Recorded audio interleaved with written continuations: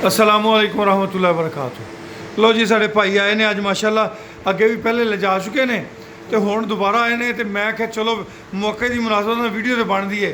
अगे milking feed लैके गए ने ते नाल जानवरां दा बच्चों का बंडा लैके गए जी। ठीक ठीक ठीक।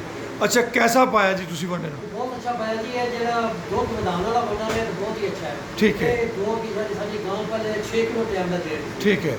फिर असा 2 किलो शामी पे देना सुबह उपाना जी। ठीक है।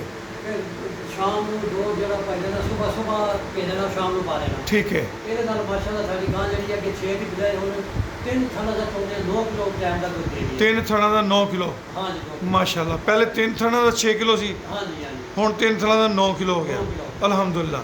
ਤੇ ਹੁਣ ਇਸ ਦਫਾ ਤੁਸੀਂ ਪਹਿਲੇ ਮਿਲਕਿੰਗ ਲੈ ਕੇ ਤੇ ਹੁਣ ਮਿਲਕਿੰਗ ਪਲੱਸ ਲੈਣ ਆਏ ਹੋ, जी सर। ਇਵੇਂ ਹੀ ਨਾ ਜੀ? हाँ जी ਇਨਸ਼ਾਅੱਲਾ ਤੁਸੀਂ ਜਦੋਂ ਮਿਲਕਿੰਗ ਪਲੱਸ ਪਾਓਗੇ ਤੁਹਾਡੇ ਜਾਨਵਰ ਦੀ ਸਿਹਤ ਹੋਰ ਅੱਛੀ ਹੋਏਗੀ, ਤੁਹਾਡਾ ਜਾਨਵਰ ਰਿਪੀਟ ਨਹੀਂ ਹੋਏਗਾ, ਤੁਹਾਡਾ ਜਾਨਵਰ ਟਾਈਮ ਨਾਲ ਹੀਟ ਤੇ ਆਏਗਾ, ਪ੍ਰੈਗਨੈਂਟ ਹੋਏਗਾ।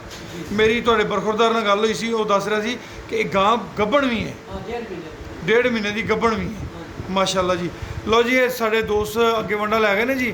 1.5 ਮਹੀਨੇ ਦਾ ਜਾਨਵਰ ਗੱਭਣ ਹੈ ਤੇ ਮਾਸ਼ਾਅੱਲਾ ਇੱਕ ਟਾਈਮ ਦਾ ਸਮਝ ਲਓ 4 ਕਿਲੋ ਦੁੱਧ ਵਧਾਇਆ ਹੈ। 3 ਕਿਲੋ ਵਧਿਆ, ਚੌਥੇ ਥਣ ਦਾ ਕਿਲੋ ਹੋਰ ਵੱਧ ਗਿਆ। हाँ जी 8 ਕਿਲੋ ਡੇਲੀ ਦਾ। ਤੇ ਕੀ ਮਹਿੰਗਾ ਇਸ ਤਾਂ ਵੰਡੇ ਦਾ? ਕੁਛ ਮਹਿੰਗਾ ਨਹੀਂ ਹੈਗਾ। ਆਮ ਦੋਸਤ ਸਮਝਦੇ ਨੇ ਕਿ ਵੰਡਾ ਮਹਿੰਗਾ ਹੈ। ਜਦੋਂ ਜੈਨੂਅਨ ਚੀਜ਼ਾਂ ਪਾਵਾਂਗੇ, ਜੈਨੂਅਨ ਚੀਜ਼ਾਂ ਕਿਸਾਨ ਨੂੰ ਦਿਆਂਗੇ, ਉਹਨੂੰ ਬੈਨੀਫਿਟਸ ਹੋਣਗੇ, ਅੱਛੀ ਚੀਜ਼ ਹੋਏਗੀ ਤੇ ਲਾਜ਼ਮੀ ਗੱਲ ਹੈ ਉਹਦੇ ਅਖਰਾਜਾਤ ਜ਼ਿਆਦਾ ਹੋਣਗੇ। ਅਗਰ 8 ਕਿਲੋ ਡੇਲੀ ਦਾ ਵੱਧਦਾ ਹੈ, ਮੈਂ ਕਹਿੰਦਾ ਜੀ 50 ਰੁਪਏ ਹੀ ਰੇਟ ਲਾ ਲਓ, ਨਾ ਲਾਓ 70 75 50 ਰੁਪਏ ਤੇ 4 ਤੇ 4 800 ਰੁਪਏ ਰੋਜ਼ ਦਾ ਵੰਡਾ ਵੱਧ ਗਿਆ, ਰੇਟ ਵੱਧ ਗਿਆ ਤੁਹਾਡੇ ਦੁੱਧ ਦਾ। ਤੇ ਅੱਲਾਹ ਪਾਕ ਬਰਕਤਾਂ ਦੇਗਾ ਇਨਸ਼ਾਅੱਲਾ। ਤੇ ਸਾਡਾ ਜਿਹੜਾ ਨਾਰਾ ਨਾ ਜੀ, ਕਿਸਾਨ ਦੀ ਤਰੱਕੀ ਪਾਕਿਸਤਾਨ ਦੀ ਤਰੱਕੀ, ਇਨਸ਼ਾਅੱਲਾ ਜਿਸ ਦਿਨ ਕਿਸਾਨਾਂ ਨੇ ਫੀਡ ਹਰ ਕਿਸਾਨ ਨੇ ਫੀਡ ਪਾਣੀ ਸ਼ੁਰੂ ਕਰਤੀ ਤੇ ਕਿਸਾਨ ਆਟੋਮੈਟਿਕਲੀ ਤਰੱਕੀ ਕਰੇਗਾ। ਦੇਖੋ ਉਹਦੇ ਅਖਰਾਜਾਤ ਘੱਟ ਹੋਣਗੇ, ਉਹਦੇ ਐਨੀਮਲ ਦੀ ਹੈਲਥ ਬਿਹਤਰ ਹੋਏਗੀ, ਬਿਮਾਰ ਘੱਟ ਹੋਏਗਾ, ਉਹਦੀਆਂ ਅਖਰਾਜਾਤ ਘੱਟ ਹੋਣਗੇ ਤੇ ਯਕੀਨਨ ਉਹਨੂੰ ਤਰੱਕੀ ਦੇਗਾ ਅੱਲਾਹ ਪਾਕ। ਬਹੁਤ ਸ਼ੁਕਰੀਆ, ਬਹੁਤ ਸ਼ੁਕਰੀਆ।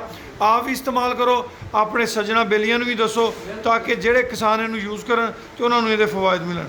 ਤੇ ਮਾਸ਼ਾਅੱਲਾ ਜੀ ਇੱਧਰ ਕਾਮਰਾਨ ਸਾਹਿਬ ਲੱਗੇ ਪਏ ਨੇ ਮਿਹਨਤ ਕਿਤੇ, ਤੇ ਇੱਧਰ ਇੱਕ ਉਜੜੀ ਸਰਕਾਰ ਬਣ ਗਿਆ ਜੀ ਆਪਣਾ ਸਾਜਦ। ਦਿਨ ਰਾਤ ਜਿਹੜਾ ਨਾ ਫੋਨਾਂ 'ਤੇ ਰਿਸਪੌਂਡ ਲੇਟ ਸੇ ਲੇਟ ਵੀ ਹੁੰਦਾ ਹੈ, ਪਰ ਮਾਫੀ ਮੂਫੀ ਮੰਗ ਕੇ ਨਾ ਟਾਈਮ ਗੁਜ਼ਾਰਾ ਕਰ ਲੈਂਦਾ ਹੈ। ਚਲੋ ਜੀ ਜਿਉਂਦਾ ਵਸਦਾ ਰਵੇ ਵੀ, ਅੱਲਾਹ ਦੀ ਜਾਤੀ ਕਰੇ। बहुत शुक्रिया भाजी, बहुत मेहरबानी नवाज़श जी। अल्लाह हाफिज़।